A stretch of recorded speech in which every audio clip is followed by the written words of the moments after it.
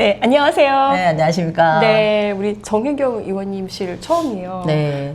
네. 근데 이제 딱 들어오니까 네. 가장 먼저 이렇게 굉장히 멋진 우리 또 비서관님이신가요? 예, 예. 네, 맞아주셔서 감사했습니다. 네. 시민들은 아들이라는 줄 알아. 약간 분위기가 되게 의원실 분위기가 밝아요. 예. 그리고 제가 섭외할 때부터 느낀 건 굉장히 친절하다. 네, 제 마음에 쏙 들었습니다. 네, 감사합니다. 네, 아무래도 의원님 영향도 좀 있는 것 같아요. 의원실마다 분위기들이 조금씩 다르거든요. 네. 네, 네, 이렇게 분위기 훈훈하게 한번 시작해봤습니다. 우리 그 정권 바뀌고 나서도 바쁘실 것 같아요. 좀 어떤 시간들 보내고 계세요? 정권이 바뀌고 나니까 이제 새로운 기대가 많이 생기죠. 생겨서 이제 정권에서 해줬으면 좋겠는 얘기들을 많이 하시긴 하시고, 근데 이제 그 기대 중에는 하나는 내란을 청산했으면 좋겠다. 네. 라고 해서 그걸 어떻게 하느냐 지금 뭐 이렇게 이제 한 축으로 있고, 네. 그 다음에 한 축은 이제 사회 대개혁 관련한 여러 노동자들이나 뭐 우리 농민들이나 뭐 이런 분들이 그런 의제에 대해서 빨리 이제 이 정권 초기에 정리 좀 하면 좋겠다. 맞습니다. 이런 이유가 좀 두 가지로 바쁘죠. 근데 이 양쪽 다 사실 하나만 몰두하기에도 이게 쉽지 않은 건데 양쪽 다 살펴보려면 너무 힘들 것 같습니다. 그래도 해야죠. 뭐 어떡해? 예. 네, 그래도 아까 초반에 저희 그냥 이렇게 말씀 방송 이제 하기 전에 좀 나누면서 그러니까 노동자 출신이라서 네네. 그거 말씀하시면서 얼마나 이제 끈기와 어떤 네. 투지력이 있는지 투쟁력이 있는지를 좀 네. 들어볼 수 있었는데요. 네. 그런 것들이 또 의원 생활할 때도 여러 가지로 도움도 되고 영향도 미치고 그럴 것 같습니다. 네, 그 네. 현장을 방문할 때 제일 많이 이제 그런 뭐 장점이라고 해야 될까요? 그런 특성 많이 발휘되는 것 같고, 네. 특히 투쟁의 현장 이런 데서는 많이 발휘되는 것 같고요. 네.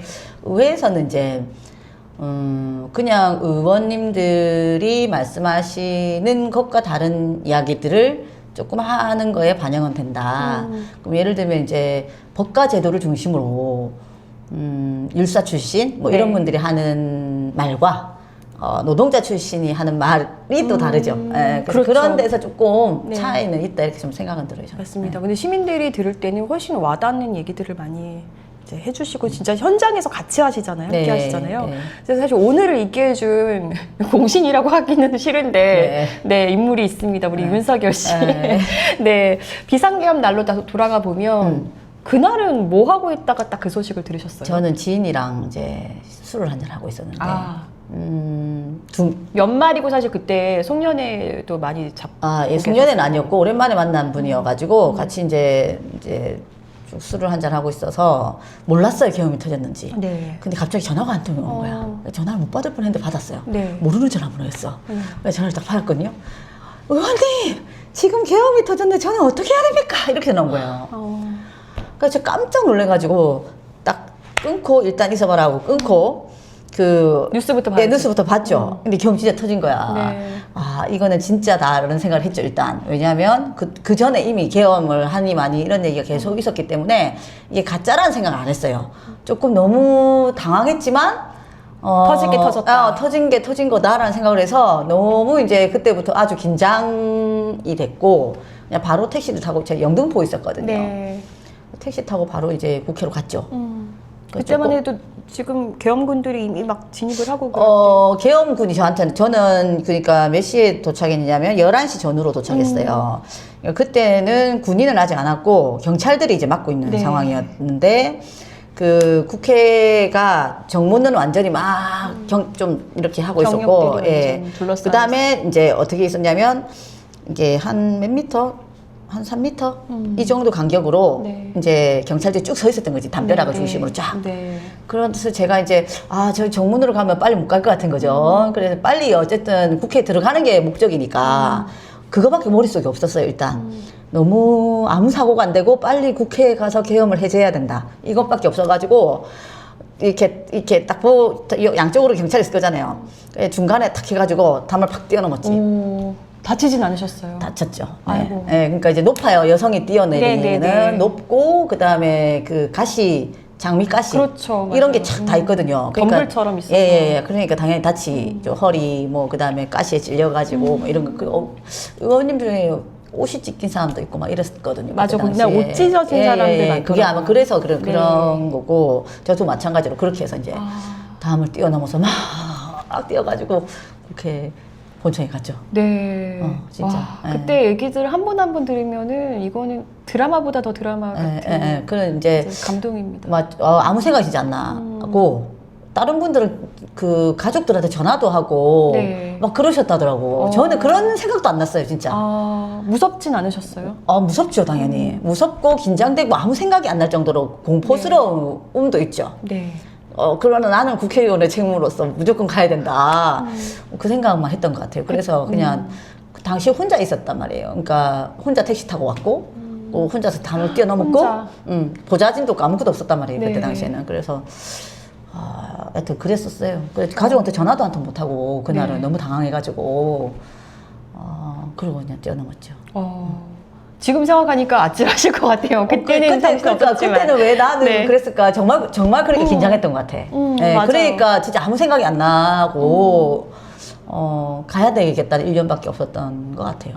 저도 되게 겁없다는 얘기 많이 듣는데 계엄은 처음 겪어보는 거고 모든 그 쌓아올린 그 민주주의 시스템이 붕괴될 수 있다는 느낌이 있잖아요. 네. 무섭더라고요. 그러니까요. 네. 그때 당시에 그날 밤 내도록 가진 그 공포는 하여튼 잊을 수가 그리고 없는 나서도 것 같아요. 안에서 또 뭐 그러니까요. 그날 정말 막 그 보좌관님들도 그렇고 비서관님들 뭐 의원님들 다 그 알게 모르게 동지애가 생기셨을 것 같아요. 네, 그때가 동지에 생겼다고 저는 생각이 안 들고, 이 내란을 계속 투쟁해왔지 않습니까? 네. 이 과정에서 동지애 진짜 많이 생겼다. 그날은 진짜 동지애가 생길 겨를도 없었고, 그냥 이제, 또 어떤 거냐면, 밖에 계시는 분들은 이제 군인을 직접 대면을 했잖아요. 네. 근데 안에 저희가 일찍 들어온 의원님들은 군인을 직접 대면한 적이 없어요. 그리고 그냥 안에서만 있었는데 오히려 그게 더 답답할 수도 있어요. 그게 그쵸? 더 공포스러웠다고 나 느낀 게 뭐냐면 군인들이 뭡니까 국회 본청 앞에 진입했습니다. 창문을 깨트렸습니다. 들어오고 있습니다. 네. 뭐 체류탄이 터졌습니다. 체류탄이 안 터졌어요. 안 터졌는데 그때 당시에 그거 소화기가 네. 터진 거였는데 이렇게 계속 이제 의원님들 중에 누군가가 이제 계속 이제 저희한테 상황을 알려주신 거 말로. 네. 근데 이제 그게 상상을 해야 되는 거고 이제 그러다 보니까 이게 갖고 있는 이 팽팽한 긴장감이라고 하는 것이 당시에 너무 이제 장난 아니었고 엄습해 있었어요. 네. 예, 그렇게 진짜 그 밤을 보낸 것 같거든요. 처음으로 당해보는 거니까 하여튼 긴장하고 당황하고 하여튼 뭐 그랬던 것 같아요 그때 네. 당시에는. 그래도 그날 국회를 잘 지켜주신 우리 의원들 또 많은 당직자분들 시민분들께 한 분 한 분 되게 시간이 지날수록 훨씬 더 감사하게 되는 당연히 너무 것 같고요. 감사하지요. 이후에도 엄청 고생들을 많이 했거든요. 그 추운 날씨에 네, 특히 잊을 수 없는 게 그 키세스단 네, 그 눈보라가 치는 곳에서 네. 은박지를 두르고 네. 거기에 계셨어요. 네. 그래서 그 사진 속에 저는 시민 중에 한 분인가 보다 했는데 네. 예, 의원님이셨어요. 네, 그 주인공이. 네. 그 사진이 그래 이제 많이 해자가 되긴 했는데 저는 그때도 좀 단순했던 것 같아요. 당시에도 이제 윤석열이 내란을 일으킨 주범이고 사실 흉악범이 우리가 생각해보면 거리를 할부하고 다닌다고 생각해도 맞아요. 네. 끔찍하잖아요. 근데 심지어 우리는 내란을 일으킨 사람이 그냥 잡혀가지도 않고 네. 현장범이었는데 그러니까 현행범이죠. 예. 그랬는데 잡혀가지도 않고 있는 것이 너무나 끔찍하고 그리고 다시 전쟁이 일어날 위기가 있을 수 있는 가능성이 네. 있었고 계엄이 다시 일어날 수 있는 가능성이 있었고 이런 과정이었잖아요. 그러다 보니까 우리 국민들이 빨리 체포해야 된다고 당시에 너무나 절박하게 요구했는데 경찰이 그날 이제 첫 번째 체포할 때 못 잡았잖아요. 체포를 못했지 않습니까? 그리고 나서 이제 두 번째로 국민들이 그러면 체포하겠다라고 생각해서 그때 집회가 그때 열린 1박 2일로 열렸죠. 그때 3박 4일이에요. 아, 3박 4일. 예, 총 3박 4일 열렸고 민주노총 주최로. 예, 해서. 민주노총이 이틀 하고 그다음 대책위가 네. 하루를 했는데 하여튼 그때가 이제 국민들이 가서 그럼 우리가 잡겠다. 네. 라고 해서 간 거란 말이에요. 네. 그런 절박한 시기였고, 그래서 저도 그때는 이제 민주노총이 주도해서 한다고 해서 같이 가가지고, 윤석열 체포하는데 힘을 보태야 된다. 이 생각으로 그때는 갔어요. 네. 갔는데, 체포를 해야 될 윤석열은 체포하지 아니하고, 당시에 체포를 요구하던 노동자를 잡아갔어요. 맞아요. 당시에. 저도 그거 굉장히 분노했던데. 네, 그때 너무 분노했고, 맞아요. 그러면서 어떻게 이 정권의 실체가 이거다라는 생각이 그때 네. 했고, 그러면서 이제 한 몸이 되어서 3박 4일 그냥 같이 있었던 거고. 내내 같이 계신 거예요? 그때. 예, 밤에는 밤새 계속 같이 있었고, 낮에는 이제 그때 잡혀가고 막 이런 게 있었거든요. 노동자들이. 그래서 경찰서를 또 막 가고 이랬죠. 예, 현장에 그렇게 함께 하고 있는 사람이 현직 국회의원이라는 걸 주변에서도 좀 몰랐어요, 당시에는. 속에도 그때는 없었거든요. 네. 그래서 몰랐던 분이 대부분이실 것 같아. 네. 아는 척도 별로 사람들 안 했어요, 사실. 어. 예. 근데 나중에 보니까, 그러니까 나중에 이제 봤어요. 그러니까 제가 좀 앞에 앉아 있었거든요. 네네네. 그러니까 이제 봤어요. 뭐 이렇게 하시는 분들이 이제 그 뒤에 저도 그날 있었어요. 뭐 이렇게 얘기를 이제 강장에서 많이 들었죠. 저는 사실 그때 같이 뭐 밤을 새고 그러진 못했고, 저도 현장에 계속 좀 여기 PD분이랑 같이 이제 가서 시민들 만나고 인터뷰도 하고 그랬었는데, 한 분 한 분 너무 눈물 났어요. 맞지요. 저도요. 네. 그래서 저는 잠을 잘 수가 없었어요, 사실은. 그 얘기 듣느라고. 그 집에서 자고 온 게 너무 죄스럽고 죄송하더라고요. 네. 그 얘기를 들으니까 그 얘기 한 분 한 분 들어야 돼서 잠이 안 왔어. 그때 그럼 시민들 얘기도 많이 들으셨겠어요, 현장에서? 다 들었죠. 다 들었고 제가 좀 기억하고 싶은 거는 적었어요. 이렇게 핸드폰으로. 어떤 것들 좀 기억나세요? 제가 이 얘기 제일 많이 했는데 하여튼 제가 가장 크게 기억 남는 분이 한 분 계셨는데 20대 여성 노동자셨어요. 네. 본인은 노동자라고 소개하진 않았어. 근데 20대 여성이었는데 딱 보면 압니다. 노동자죠. 노동자. 자신은 뭐라고 얘기했냐면 매일 12시간을 일해요. 아, 노동자네. 네. 그러니까 노동자지 당연히. 네. 그 매일 12시간을 일하는데 자기는 최저임금도 받지 못해서 네. 이 추운 겨울에 난방을 틀 돈이 없어서 난방을 틀고 자지 못한다. 이 얘기를 하셨거든요. 제가 그때 그거 들으면서 엄청 충격이었어요. 왜냐하면 그래도 12시간 일하잖아요. 네. 그러면 최저임금보다 더 받아야 되는 게 너무 당연한 건데 왜 저 사람은 최저임금을 받지 못했을까라는 것도 생각했어. 네. 그 뒤로 제가 그래서 생각을 많이 했어요. 이 사안에 대해서. 그때 이제 그분은 뭐 몇 가지를 얘기해 볼 수 있는데 하나는 지금 청년들이 나가면 일자리가 초단시간 아르바이트 자리가 많거든요. 네. 그러면 15시간 미만짜리 아르바이트. 그러면 주차나 이런 게 발생하지 않거든요. 네. 그러면 총 소요량이 엄청 일을 해야 최저임금 정도를 받을 수 있어요. 그럼 쪼개기 알바니까 이런 쪼개기 알바를 한 4개 정도는 해야 최저임금 받을 수 있는 거예요. 그런 분이었을 가능성이 있다. 네. 그 다음에 하나는 특수고용 플랫폼 노동자 같은 사람들이죠. 대기 시간이 길고, 그쵸. 그래서 최저임금도 적용을 못 받고 하는 사람일 수 있다. 예를 들면 뭐라고 해야 되지? 프리랜서 뭐 이런 분들도 자기 노동에 비해서 임금이 적잖아요. 여러 가지를 이제 상황을 얘기해 볼 수 있는데 그런 분들이신 거지 그냥. 근데 그렇게 자기 삶이 그렇게 넉넉하지 않은 분들임에도 불구하고 그 현장에 나오신 거예요. 제가 그게 더 감동이죠. 그러니까요. 그 하루 벌어서 하루 먹고 사는 분들인데 그야말로. 근데 그 시간을 자기가 그 돈을 정말 벌어야 되는 그 소중한 시간을 과감하게 버리고 그 현장에 그래서 나오셨다는 더 이제 이 강장의 주역이 대단하다고 생각한 거는 네. 정규직 노동자들은 일이 딱 정해져 있고 그 시간에 출근을 해야 되잖아요. 오히려 그런 분들이 더 그렇죠. 불안정 노동을 하고 계시는 분들은 시간을 자기의 것을 버리고 나왔던 거죠. 그래서 그쵸, 그쵸. 그리고 좀 감동스러운 거는 보통 보면 그때 선결제 해가지고 했던 거 있잖아요. 네. 그런 데서도 예를 들면 선결제가 커피 2잔 이런 선결제들이 있었다는 거예요. 그러니까 어. 돈이 엄청 많아서 선결제를 한 것이 아니라 물론 연예인들이나 이런 분들 하셨죠. 네. 뭐 1,000만 원씩 다 하기도 하셨는데 그날 와서 보시면은 남태령도 그렇고 한남동도 그렇고 이제 예를 들면 생리대 하나 네. 이런 거 있죠. 커피 2잔. 네. 이런 느낌. 그러니까 이 최저임금도 받지 못하는 청년들, 여성들이 자기의 것을 그래도 조금이라도 나누는 마음. 이게 진짜 고귀한 맞아요. 마음이고 너무 훌륭하다라고 생각했고 그 강장은 그랬던 거예요. 그래서 이제 그거를 뭐 눈물 날라 그래. 주먹밥 정신이라고 얘기하기도 하시고 5.18에 뭐 이렇게 얘기하시는데 그런 더불어 사는 공동체라고 하는 것을 온전히 느낄 수 있는 정말 감동의 시간이었고 네. 저는 그때도 이제 그 화장실을 가면 여성들은 이제 시간이 많이 걸리잖아요. 네. 화장실에 줄이 길단 말입니다. 근데 그 20대, 10대의 여성 소녀들이 나와가지고 어떻게 얘기하냐면 혹시 급하신 분 있으시면 저 앞에 가시라고 이렇게 정말 배려의 마음을 막 쓰는 걸 봤어요. 너무 이 집 딸들인 진짜.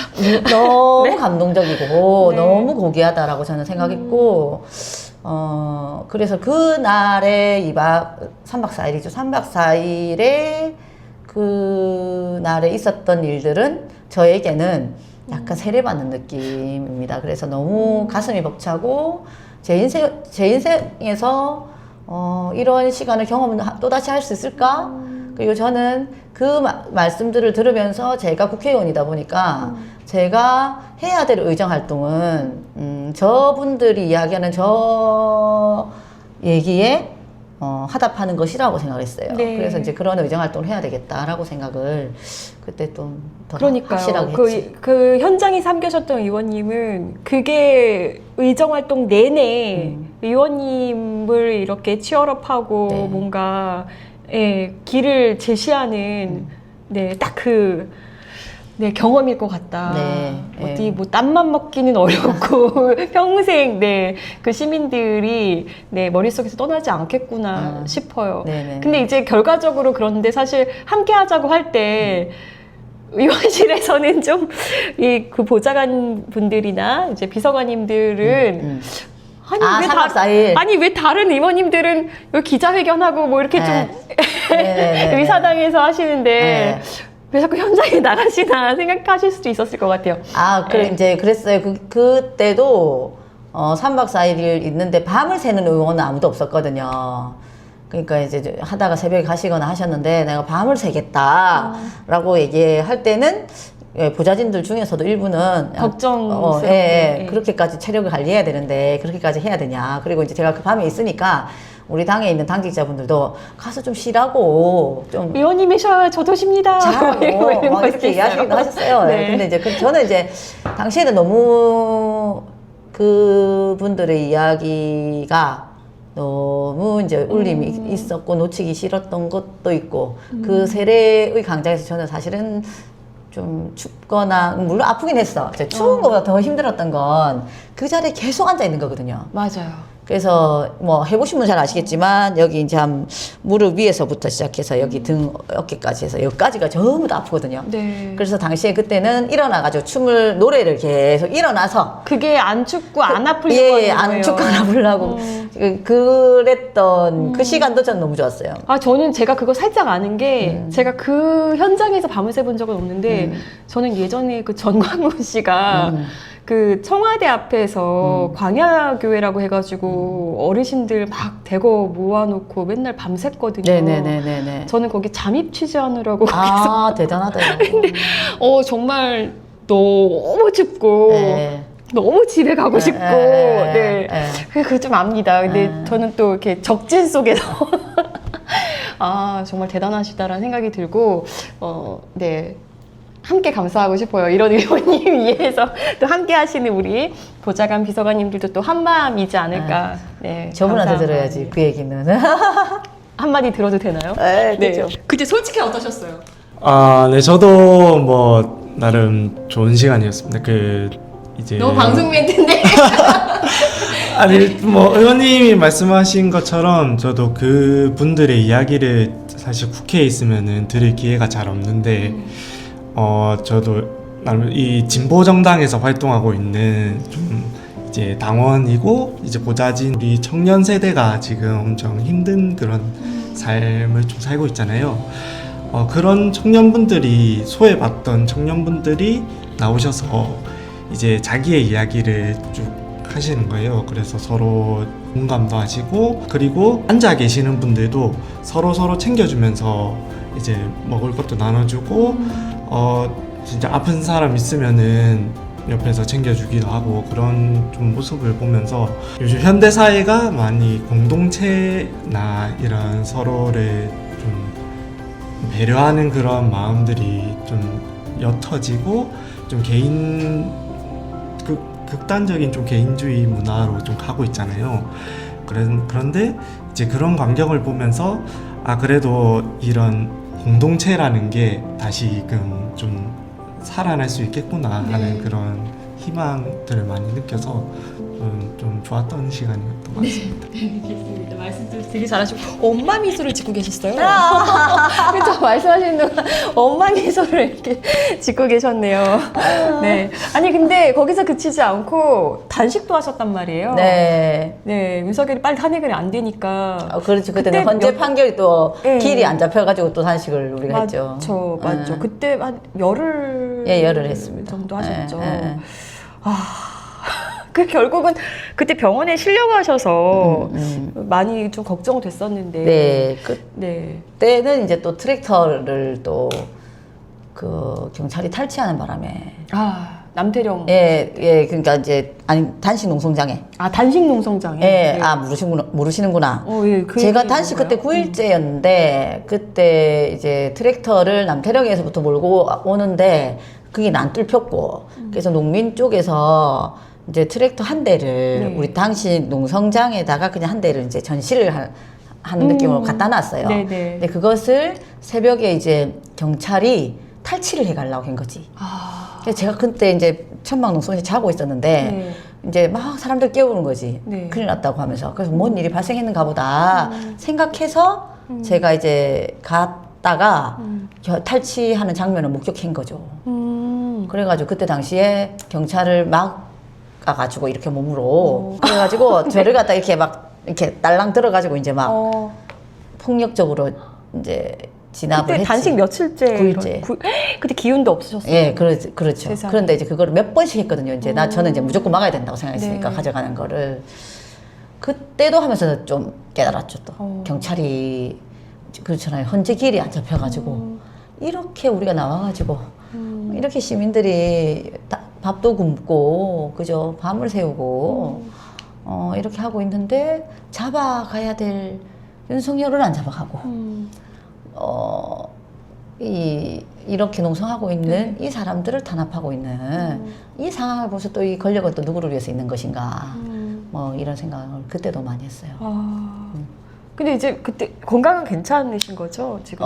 그때 이제 병원에 쓰러져서 이제 입원을 했고 치료를 받고 지금 이제 보식해가지고 지금은 괜찮은 상태입니다. 근데 아직도 그때 당시에 같이 폭력을 당하셨던 분들은 아직도 아프신 분들 계십니다. 밤에 계속 잘 때 아프고 지금도 치료받고 계시는 분들 계시고요. 그리고 여성으로서 이제 성폭력 같은 느낌으로 당한 거죠. 그러니까 연예인이 되니까 이렇게 막 그쵸. 아무데나. 잡는 거 저도 그랬어요. 저는 옷이 이렇게 여기까지 싹 다 들렸어요.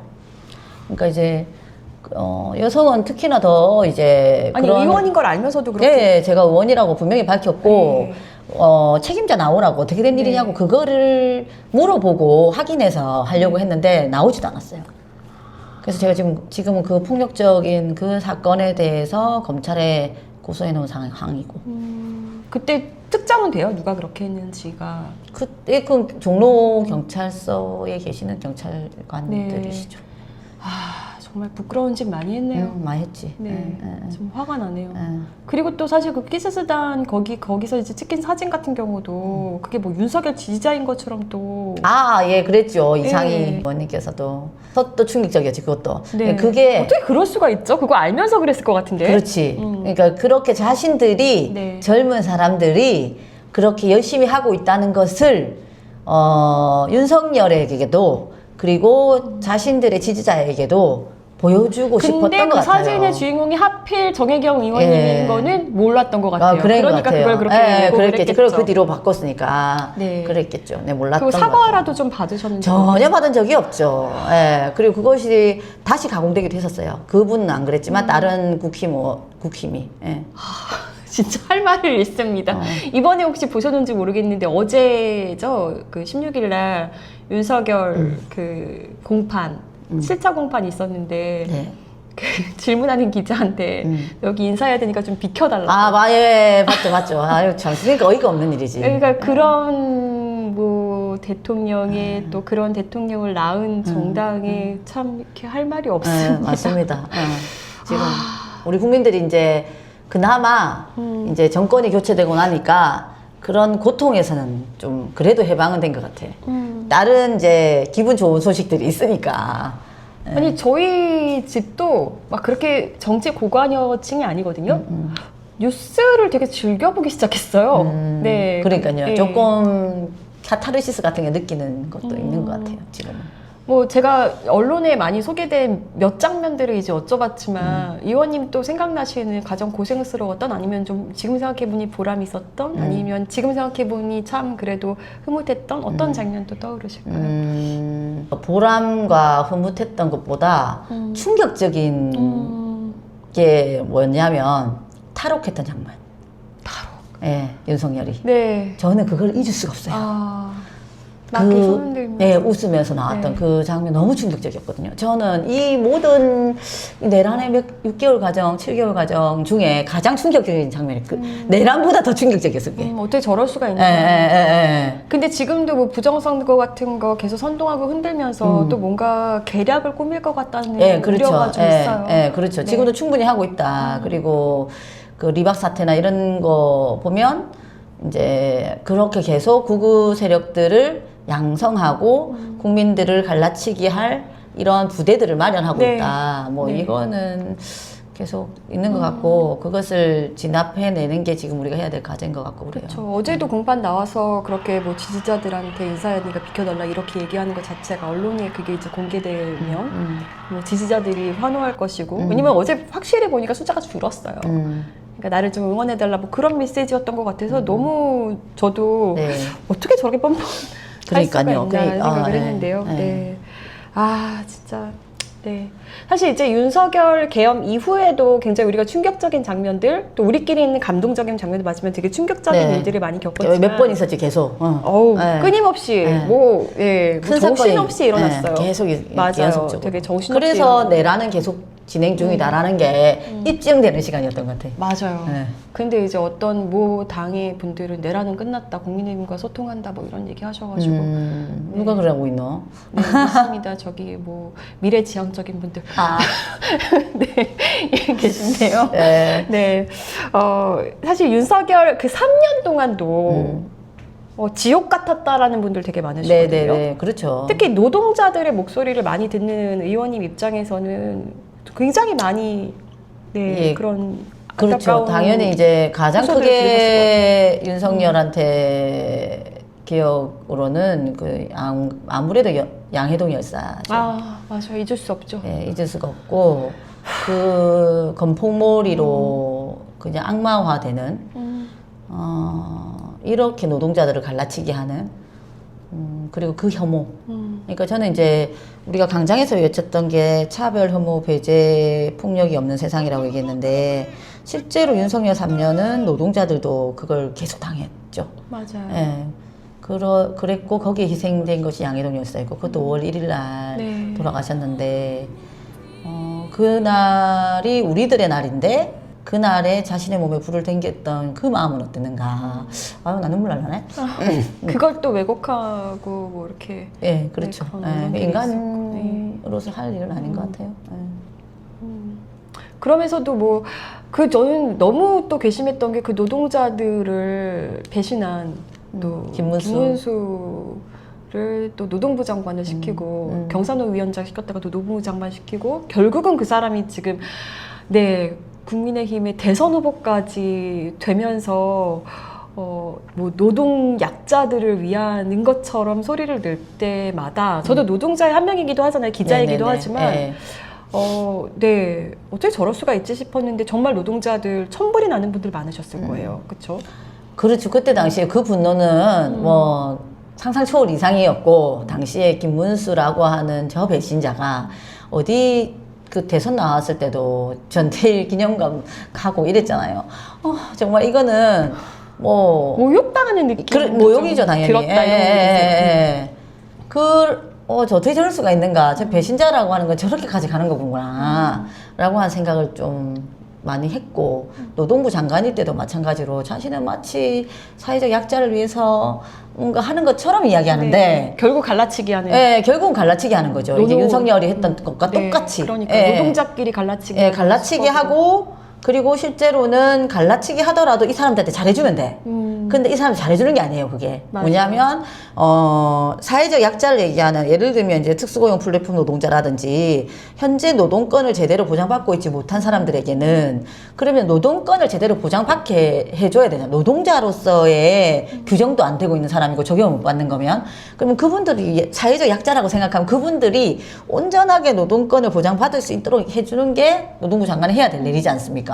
근데 그렇게 하지 아니하고, 이분들이 사회적 약자니까 배려받아야 된다 생각해서 그냥 시혜적으로 네. 돈 몇 푼 뭐 어떻게 휴게소 설치 뭐 이런 것 중심으로 하는 생색내기용으로. 예, 너무 진짜 이분들도 좋아하지도 않는 일이고 근데 그걸 가지고 마치 이제 여론을 호도하여서 이렇게 갈라치기 탁 하는 전형적인 국힘이 잘하는 정치를 하신 거다 이렇게 보여집니다. 네. 근데 우리 정혜경 의원께서 굉장히 속 시원하게 방송에서 이런 용어 괜찮을지 모르겠는데 좀 때려잡는 느낌의 호통치는 네. 뭐 그런 장면들 네. 많이들 기억하실 거거든요. 그때는 어떤 마음이셨던 거예요?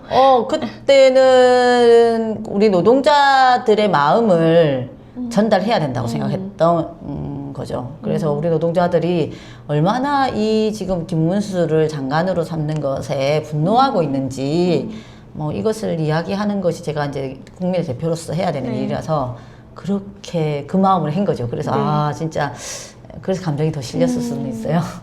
그 노동부 장관 될 때 그 경산호 위원장으로 있으면서 거기 자기 유튜브 채널 그 PD를 네네. 이렇게 약간 극우 유튜버라고들 예, 하시던데 예. 그 채널 관리하던 그 PD를 그 자문위원으로 위촉해놓고 월급처럼 챙겨준 거 네네네. 이거를 경찰에 고발하셨었어요. 네네네, 맞아요. 네, 그리고 이거 지금 뭐 대선 때는 대선 기간이라서 좀 조사를 안 했던 것 같고 지금 거의 한 1년 다 돼가는 거 아닌가요? 네네, 맞아요. 이거 어떻게 돼가고 있나요?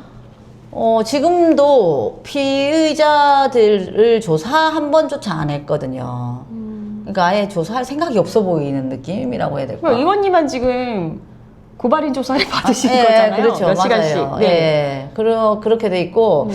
근데 국민의 세금을 이제 가지고 이게 법률상 용어로는 배임인데, 네. 횡령 배임 이런 건데. 이게 한 1억 정도 돼요. 2년 정도에 걸쳐서. 아니, 1년 조금 넘게. 1년 넘게? 그러니까 매달 500만 원. 예. 그 월급이네요. 예, 진짜. 월급처럼 줬어요. 네. 그러니까 이게 사실은 그렇게 채용할 수 있는 법률적 근거가 없었고, 없었죠. 예, 그리고 월급처럼 줄 수 없는 거였고, 그냥 자문비로 그냥 자문 해당 이렇게 주는 거였거든요. 네. 근데 이거를 월급처럼 주고, 자기 옆에 그 수행 비서처럼 수행비서가. 이렇게 부렸거든요. 그러니까. 근데 이게 전혀 할 수 없는데도 불구하고, 이 국민의 세금을 가지고, 일자리 하나를 만들어서 그냥 이게 돈을 준 이렇게 그러니까 되는. 아무런 자문위원으로 둘 만한 뭐 그 분야의 없었어요. 전문성도 없고, 없었어요. 예. 규정도 없는데 네. 그걸 꼼수로 예. 다른 규정을 갖다가 예, 이렇게 그렇죠. 해서 예. 네. 그게 권력형 비리지 다. 그러니까요.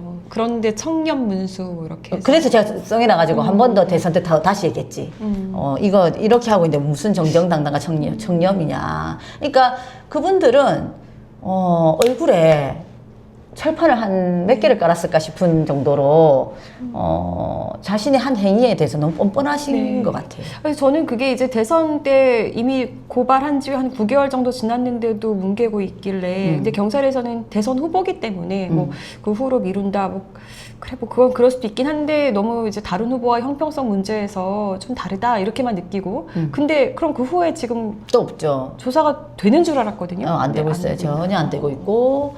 그러니까 경찰과 검찰이 정말 그 윤석열을 비롯한 그 기득권 권력에게 얼마나 충성하고 있는가 가잉으로 이걸 느낄 수 있고 그리고 나머지 이제 윤석열 내란 세력들에 대해서 이제 뭐 체포하라든지 그다음에 헌재 판결 빨리 나오게 기회를 요구한다든지 이렇게 투쟁했던 사람들에 대해서는 그 약간의 집시법 뭐 네. 이런 것들에 대해서 시시 걸어서 바로 소환 조사하거든요. 네, 맞아요. 이 차이가 완전히 극명하다 그냥 우리 사회는. 그래서 기득권 카르텔이라는 게 그냥 우리 사회에 너무 넘쳐난다. 이걸 6, 7개월의 내란의 기간 동안에 확실하게 느꼈거든요.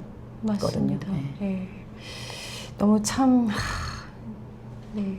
뭐 그런 걸 느끼게 하는 사례들이 자꾸 발생한다는 게 속이 상하는데요. 그래서 또 이원희 같은 분이 계시는 게 또 많은 분들이 위로가 되실 것 같고 우리 훨씬 더 뽑아야죠, 많은 네, 응원을 받으시고 힘을 더 키우셨으면 좋겠습니다. 네, 감사합니다. 네, 그 이준석 징계안을 최근에 예. 대표 발의하셨잖아요. 네네네. 네, 그거 어떤 내용인지 좀 설명 좀 해주세요. 당시에 대선 때 이제 우리 국민들에게 너무 정신적 충격을 줬잖아요. 이준석. 입에 올리기도 조금 예, 그래요. 예, 상상도 하기 싫은 네. 너무 큰 충격이었고 어떻게 대한민국의 대통령 후보가 또 현직 국회의원 저런 얘기를 할 수 있는가에 대한 국민적 충격. 그래서 국회의원 자격이 없고 그래서 바로 이제 징계안을 당시에 대선 기간이었지만 다 선거날 바빴지 않습니까? 그럼에도 불구하고 저건 용납할 수 없는 일이다라고 생각해서 이제 징계안을 올렸고 그 뒤로는 지금 아직까지 국회 윤리위원회가 꾸려져야 되거든요. 네. 근데 아직 꾸려지지 않아서 징계가 아직 해부되거나 이러진 않았습니다. 뭐 그 꾸려지는 게 아직 뭐 절차적으로 좀 뭐 어려움이 있는 건가요? 아니면 뭐 그 합의가 안 되는 것 같아요. 국민의힘과 하고 아. 지금. 예, 그래서. 거기랑은 합의는 좀 그렇죠. 그래서 이게 이거 뭐 절차를 밟아야 되겠죠. 윤리위를 계속 하자는데 지금 안 되고 뭉개고 있는 거니까. 근데 국민의힘에서도 이준석 의원에 대해서는 문제를 제기하는 분들이 또 많은데 그거는 별로 또 합의를 안 안 해요. 되죠. 그러니까 이제 그 국회의원을 뭐 징계 처리는 한 적이 있을 수 있는데 제명 제명시킨 바는 거의 없기 때문에 네. 또 이제 제명까지 조치가 될지 안 될지는 모르겠지만 선례를 만들고 싶지 않다 뭐 예, 이렇게 그러니까 뭐 그래서 윤리위는 계속 뭉개고 있는 것이 아닌가 이렇게 생각을 해요.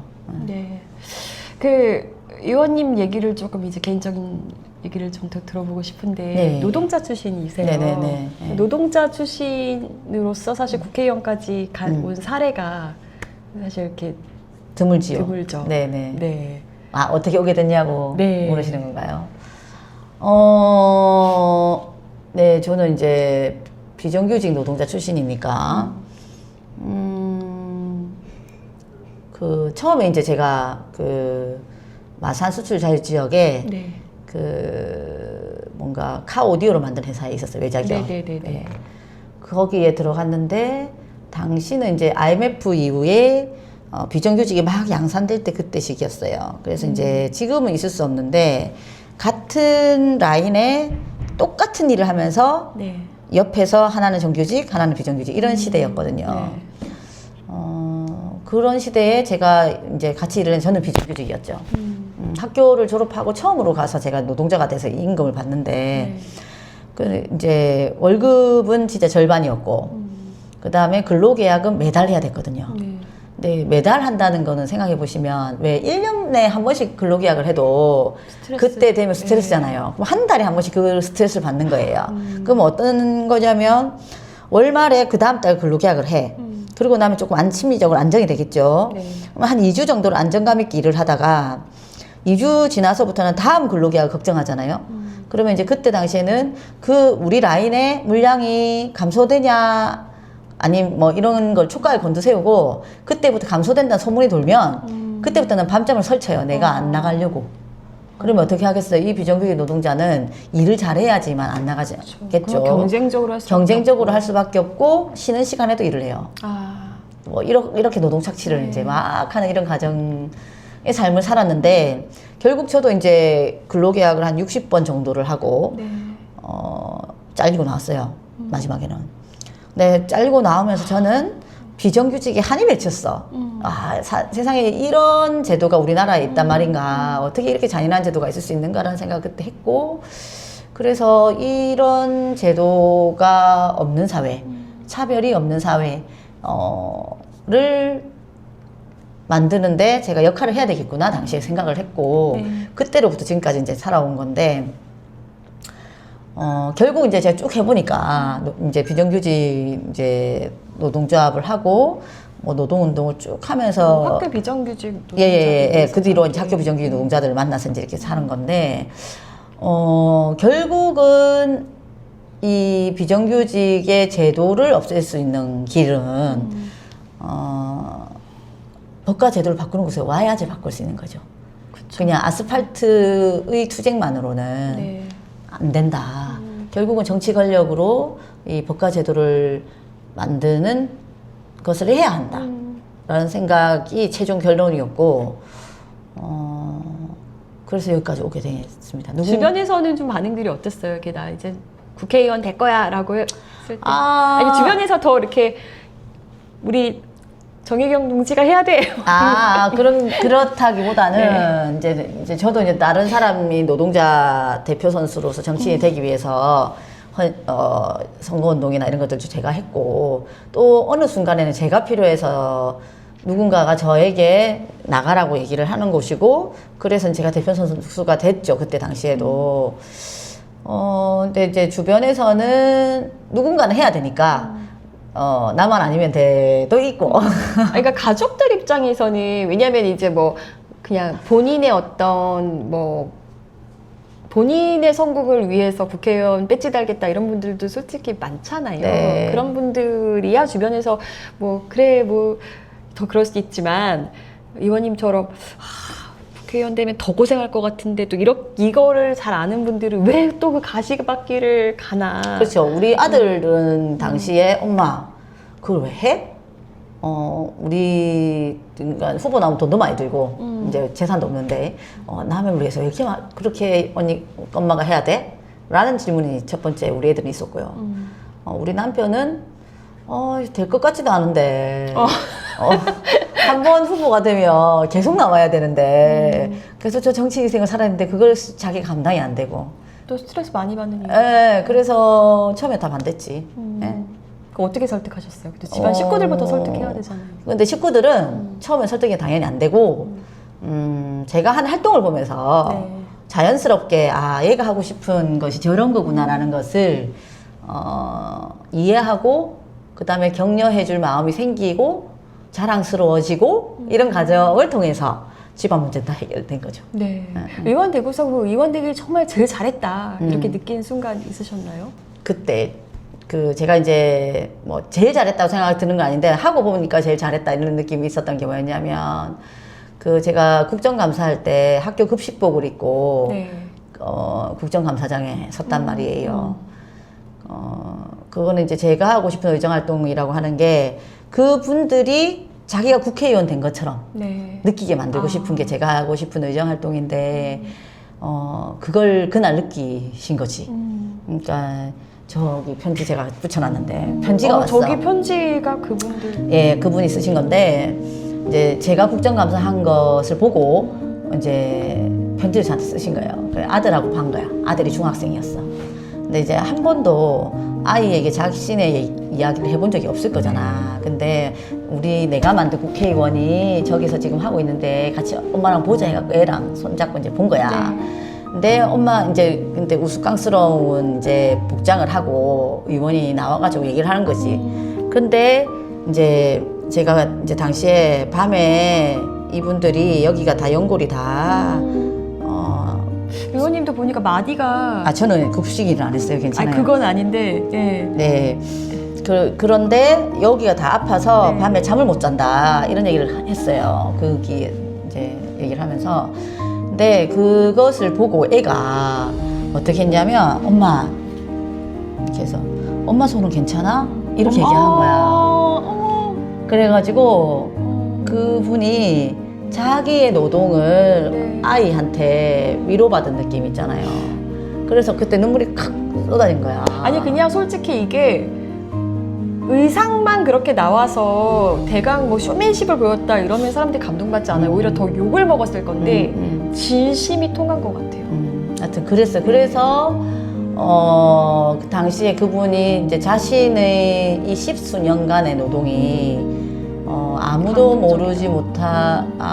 모르고 자신의 아이와 남편도 모를 이 노동에 대한 가치를 그리고 나의 고통을 약간 위로받는 느낌이 네. 그날 들은 거지. 그 얘기를 저한테 써서 편지 보내셨죠. 근데 제가 저거 편지를 읽자마자 저도 울었지만 저 얘기를 다른 사람들한테 제가 좀 많이 하는 편이에요. 다 울어. 그러니까 그거는 급식 노동자가 아니라도 자신의 노동에 대한 위로를 받는 거 있잖아요. 맞아요. 네, 그런 게 된 거지. 그거는 노동자라면 다 필요한. 네, 그렇죠. 네. 네, 그래서 또 어떤 분은 그랬어요. 이제 저런 게 나오고 나니까 남편이 술을 이만큼 먹고 네. 자기 부인한테 전화를 한 거라. 미안하다. 네가 그렇게 일하지 몰랐다. 그래가지고 부부가 네. 울었대. 전화하면서 그런 얘기를 제가 들어요. 하여튼 그래서 저는 제가 하고 싶었던 이제 의정 활동이라는 게 그런 거였는데 제가 그 복장으로 그렇게 이야기한 것이 하여튼 그런 거였다는 것을 계속적으로 이제 느끼죠. 네. 뒤에 사람들의 얘기를 듣고. 네. 윤석열 정권 3년 동안 그 노동자들의 어떤 노동 환경이 훨씬 더 많이 열악해지고, 네. 그랬기 때문에 이것들을 회복하는데도 굉장히 또 어려움들이 있을 거고, 조금만 이제 노동자 입장에서 뭔가를 바꿔보려고 하면 뭐 기업들이 다 망할 것처럼 굴잖아요. 그렇죠, 또 맞아요. 언론들이. 네. 그러니까 이런 것들도 이렇게 좀 현명하게 우리가 또 격파해 나가고 진일보해 가야 되는데 지금 가장 관심 있는 거는 어떤 부분이세요? 어떤 걸 좀 빨리 해야 될까요? 지금은 그 우리 마트 홈플러스 마트. 노동자들 예. 지금 이제 MBK 김병주 자본에 의해서 10만 명이 거의 거리로 나앉게 생겨 있는 상황이 있습니다. 네. 여기에 대해서 조금 좀 관심과 신경을 가지고 있는 중이고요. 그러니까 결국은 자본의 이익만을 추구하고 이제 자기들은 이제 쓴물 단물 다 빨아먹고 그냥 튀는 거거든 이게. 근데 김병주는 쩡쩡하게 네. 우리나라의 자산 규모 1, 2위거든요. 이재용과 이렇게 버금가는 이렇게 앞치락뒤치락하는 이런 수준이란 말이에요. 그렇게 자기는 자산을 쌓는 동안에 우리 노동자는 지금 이제 길거리에 나앉게 생겨 있는 겁니다. 그래서 이렇게 기업 운영하기는 할 수는 없다라는 생각을 갖고 있고 거기에 대해서 국회가 정부가 개입이 들어가야 된다 이런 생각이 일단 현안으로는 있고요. 네. 그 외에도 많지. 현안으로 노동자 현안은 워낙에 많은데. 맞아요. 그거 외에는 사실 이제 저는 이제 제가 강장에서 느꼈던 것도 있고, 제가 또 비정규직이기도 하고, 저는 이제 모든 노동자들이 그래도 최소한의 존엄을 보장받는 사회가 되어야 된다고 생각하거든요. 이제 그러려면 기본적으로 노동권을 다 보장받아야 돼요. 근데 지금은 근로기준법을 적용받지 못하는 노동자들이 한 3분의 1쯤 돼요. 전체 노동자에. 네. 이렇게는 안 된다. 그리고 이미 사회가 너무 이제 고용 구조가 다변화되어 있음에도 불구하고 여기에 대한 법 제도적 장치가 전혀 완비가 되어 있지 않은 이 상황이다. 그래서 이제 최소한의 노동자라면 근로기준법, 노동관계법은 다 보장을 받을 수 있는 사회로 가야 된다라는 게 제가 가장 큰 고민이고요. 그래서 특수고용 플랫폼 노동자 이런 분들 뭐 근로기준법 적용이라든지 그다음에 노조법 2~3조 문제라든지 이런 것들이 쭉 되는 게 지금은 제일 관심사입니다. 네, 또 이재명 정부가 많이 또 그런 부분에서 신경을 써줘야 될 것 같습니다. 그리고 이제 기본은 또 이거는 이제 좀 해야 될 이제 저의 숙명적 과제라고 생각이 들고 급선무는 뭐냐면 아까 말씀하신 윤석열에 의해서 탄압받은 노동자들 특히 이제 건설이 대표적인 맞아요. 거지요. 네. 건폭이라고 예, 했어요. 건폭이라 이런 사람들에 대한 명예회복. 그리고 그분들이 일자리를 진짜 많이 잃었어요. 그리고 노조는 혐오화되어 있고 그래서 진짜 자본의 세상이 다시 됐단 말입니다. 이 건설이 원래 엄청 이게 불법이 난무하는 곳이잖아요. 그것을 노동조합을 들어가지고 많이 해결한 곳이었는데 다시 그렇게 되어 있는 상황이거든요. 또 이런 것들은 다 바꿔야 된다. 빨리 시급하게. 네. 그래서 윤석열 폭정에 의해서 희생 대신 탄압받으신 뭐 이런 노동자들에 대해서는 가장 먼저 또 우리가 해야 되는 게 아닌가 이렇게 생각하고 있어요. 네. 노동자들과 함께 또 우리 시민들과 함께하는 의원님 많이 응원드리고요. 을들의 노래였나요? 네네. 시집 내셨었잖아요. 아, 네, 네. 그 시집 한번 이렇게 청해 들으면서 마무리. 할까요? 하면 이게 제가 이제 시로 사람들하고 소통하고 싶어가지고 네. 시를 일부러 썼어요. 이게 언제부터 언제까지 쓰신 거예요? 이게 언제고 제가 후보 나오기 전에 23년도니까 이때 23년 여름 저 밑으로 이때 썼던 거예요. 제가 제일 좋아하는 여기 메인은 이건데요. 요거는 노동자 얘기는 아니고 제가 시장에 이제 차 봉사 같은 걸 한 적이 있어요. 네. 장날 5일장 재래장에 장날 봉사를 이제 차를 이제 추울 때 더울 때 이제 추울 때는 따뜻한 차, 더울 때는 시원한 차를 이제 새벽에 처음 일하시는 분들을 찾아다닌 거였거든요. 그래가지고 그분들한테 이제 차를 한 잔 봉사를 하는 거였는데 처음 간 날이야. 네. 간 날에 만난 그 한 사람의 표정, 그 한 사람의 딱 사진이 네. 저에게 내리에 남아가지고 제가 쓴 시거든요. 들어보겠습니다. 한번 보시면 새벽을 건네받는 사람들, 지난 밤으로부터 지기장날 새벽을 건네받는 사람들에게 차 봉사하러 가는 날, 생선을 파는 한 중년의 여인에게 차 한 잔 드릴까요? 웃으며 물었는데 여인은 어찌할 바를 몰라 당황해 하신다. 태어나 단 한 번도 남에게 선의를 받아본 적이 없는데 타인에게 존중 같은 것도 받아본 적이 없어 어찌할 바를 모르는 분도 있었다. 진짜 선의를 받아야 할 사람은, 진짜 존중을 받아야 하는 사람은 누구인가? 이게 상상이 되시나요? 네네네. 네. 뭔가 이렇게, 네. 저는 그분이 네. 참 충격적이었어요. 그분의 표정이. 그런데 그분이 왜 그런 표정을 지었을까 이런 생각을 그때 하게 됐고, 결국 이제 한 번도 남한테 이제 그런. 근데 지금은 그분하고 너무 잘 지내거든요. 지금도 그리고 같이 지금 소통을 한 번씩 이제 인사 다니고 가니까 그러면 아주 스스럼 없이 얘기하시고 막 진짜 재밌게 활발하게 네. 얘기하시는데 당시에는 이제 그렇게 딱 어떻게 보면 우리 사회가 진짜 필요로 하는 거 존중이 아닌가 싶습니다. 그러니까요. 생각에. 예, 네, 그래서 그것만 회복해도 맞습니다. 굉장히 많은 부분이 해결되겠다. 맞아요. 예, 그래서 우리가 가야 되는 세상이죠. 모든 사람들이 존중을 받고 존엄 있게 살 수 있는 사회라고 생각해요. 네, 저도 명심하겠습니다. 네, 오늘 정말 너무 귀한 시간이었고요. 다음에는 조금 더 심층적인 우리 뭐 의원님 발의하신 법안이라든지 현장의 얘기들 진짜 저희도 발로 뛰면서 네네네. 함께 호흡 맞춰서 취재해보면 되게 좋겠다라는 예. 생각이 인터뷰하면서 되게 들었습니다.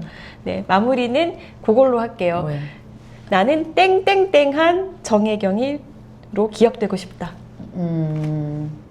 예. 저는 원래 제일 최고의 찬사를 뭐라고 생각하냐면 그냥 얘기할게요. 그냥 얘기하는 거죠. 네. 예, 저는 나보다 나를 사랑한 사람으로 기억되고 싶다. 나보다 나를 사랑한 사람. 나를 사랑하는 사람? 조금 어렵기도 하고. 그러니까 제가 제일 최고의 찬사라고 생각하는 게 그거거든요. 네. 그러니까 저는 의원님은 나보다 나를 더 사랑해요라고 얘기하는 거죠. 네. 나보다 나를 더 사랑해주는 사람. 되게 힘든 건데 그런 얘기를 이미 들으셨다고 하니까 그런 의원으로 그러니까 이제 우리 국민들을 뭐 내지는 그 한 분 한 분 만난 분들을 진심으로 자신 그렇게 생각을 해서 얘기해 주시는 분들이 그러니까 그런 분들이 많아요. 그러니까 나보다 나를 더 잘 알아요. 맞아요. 나보다 나를 더 사랑해 주신다 이런 얘기를 이제 제가 오랫동안 같이 활동했었던 분들한테는 많이 듣는 말이거든요. 네.